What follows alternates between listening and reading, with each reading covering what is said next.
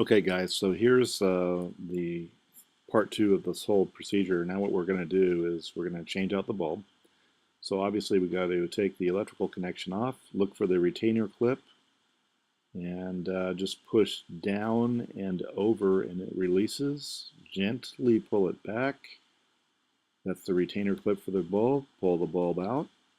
There it is. It just comes out that easily. Remember, holding it by the middle or the bottom. And replace it with the new one, and take note of the flat edge.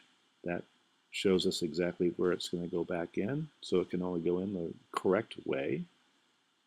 And we'll simply put it back in, hold it there, put the retention clip back on, which, takes a little fussing around with a little bit, but it goes right in. The high beam you'll find is the same design. It's just a little more difficult to get to. Don't forget to put your wire back on. That's how fast and easy it is to change out this bulb. So now we got to put it all back together. Obviously you've taken your assembly, you've reinstalled the black back cover, and so on and so forth. So now we're simply going to connect the electrical connection and then slide this in. I'm pointing out here the guides. There's 3 of them on the housing, and you want to line those up so that when you put the light in, it goes in the correct way.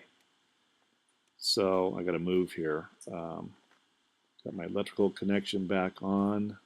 Click it in. Make sure you hear the click.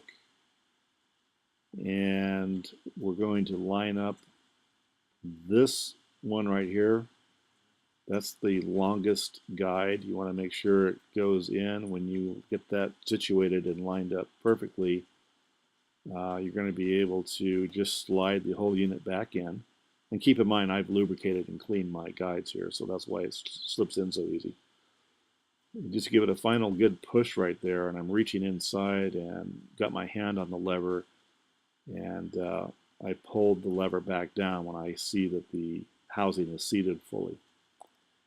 And we're done, guys. That's it. It's over. So that's how simple this is. So real quick, check your latch.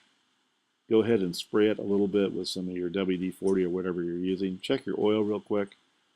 It's always a good idea to keep an eye on the fluids on these cars. On a flat level surface, check your oil. And let's check our cooling system. The engine's cold, that's why the level looks low. It's okay at that level. Always use the correct coolant. By the way, I'll make another video on that. And by the way, a little extra bonus. What does a bad serpentine belt look like? It looks like mine. Notice all the little cracks? Well, there's another video that I got to do. I got to change that belt out. You don't want it to look like that.